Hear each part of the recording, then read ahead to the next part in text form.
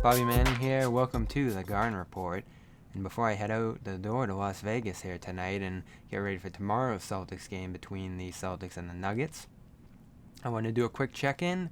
But first, before we talk about the Summer League, 3 very important things to keep in mind. Great performances, take them with a grain of salt. Bad performances, fair game, or even mediocre performances. And the third point that pairs with that is context is everything. The expectations, the experience, and the level of dominance that you expect from certain players, and what looks good ultimately at this level of play depends on who you are and where you are in your career. Now, on our full show, the post-game show yesterday, I made it very clear that, Peyton Pritchard, Romeo Langford, they flashed some level of improvement and impressed in certain ways, especially physically. They did not show the level of separation you'd expect against incoming rookies, overseas players, G League players aspiring to reach this next level. Now, the 2 overseas players on the Celtics, Yam Madar, Jahan Bigaran, they weren't nearly as impressive as Pritchard and Romeo on paper, on the surface, but when I look at, do these guys belong at this level, which is all I'm looking for them to answer, I think it was a yes. Bigaran stepped in, hit a pair of spot-up jumpers, overall physically looked good for this level.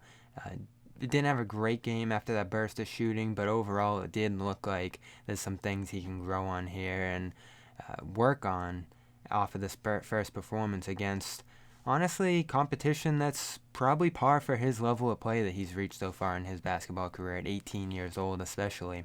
There's some older players here in Summer League that he's going against, guys who are much further along in their careers. Yam, by comparison, who's going to be the focus of our video here, definitely looked like he involved. Looked like he belonged at this level. The burst, the passing vision, the things Joe Mazzulla talked about post-game, just in terms of him being able to make something creatively out of a situation on the baseline. We're going to get into that tape, his turnaround jumper, all the different things he did to just move the ball with the Celtics here today. Now, again, anything good you got to take with a grain of salt here, so there's a limit to how far I'm going to escalate the hype train here with Yam Madar, but I am going to give some level of credence to our viewers here. There is something to get excited about with Yam. Now, to what degree? Will it lead to playing time this year? He's not even on the Celtics active roster yet, so we'll get to all those things. But all I'm talking about is, did he look like he belonged on an NBA Summer League floor? The answer was yes, and then some.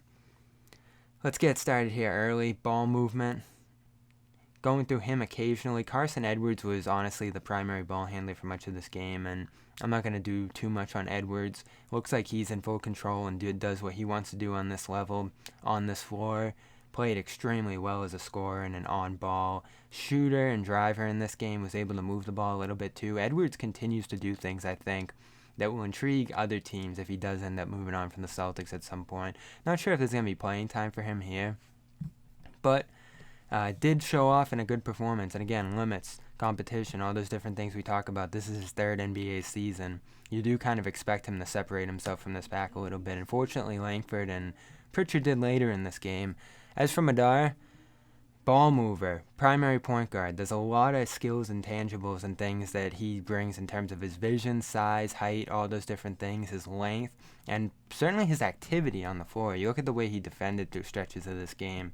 Got right up and in guys, at times got a little over-exuberant, and got beat gambling a little bit or got called for a foul. Those sort of things happen with Yam's game here today, but I love the hook pass underneath here. That's his passing skill at 18, 19, where he's at in his career that can really be worked off of here. And what excites me more than anything is Yam brings things that the Celtics need. Passing vision, passing instincts, just a desire when he goes out on the floor to move the ball. And in terms of shot making, he did show a little bit inside the arc. 4 of 4 in this game inside the arc. He did miss both threes. Shooting will be the biggest concern of his NBA career, but ultimately, take all those things into consideration in his first NBA setting ever. And Yam Madar did do enough to impress me, the Celtics, and I'm sure his many fans here. Yeah, I mean, I think he exceeded expectations. I think when you have someone coming over for the first time, Okay, Adam Himmel's back in person. I think it's sorry, Joe. on all of us to just help him find a role, what his role would be at this level, and how we can get better. And it starts with ball pressure. It starts with making great decisions. For him and our team, our first practice, we turned the ball over a lot. And today we only had 11. And we did a great job taking care of the ball. And his decision-making and his poise was a reason for it. So Yam, we'll still see how the Celtics plan to fit him onto this roster. And it probably will take an active roster spot to get him here on the Celtics. But he, Juhan Begarin, all they did in this summer league was come to show that they could be Boston Celtics. And as far as a first step goes, I think they both check the box. So follow me here on Celtics CLNS throughout Summer League. We'll have videos, interviews, segments, and more, as well as inside the Summer League experience down there in Las Vegas. I'm thrilled. I'm hopping on the plane in just a few hours. And tomorrow we will bring you on here on Celtics postgame show. Celtics versus Nuggets, 7 o'clock Eastern, 4 o'clock Pacific time. And I, John, Jimmy, Josue, and Asherrod Blakely, who's also out there in Las Vegas, will see you there then. And we'll all keep an eye on the Yam Cam throughout this Summer League. Talk to you soon.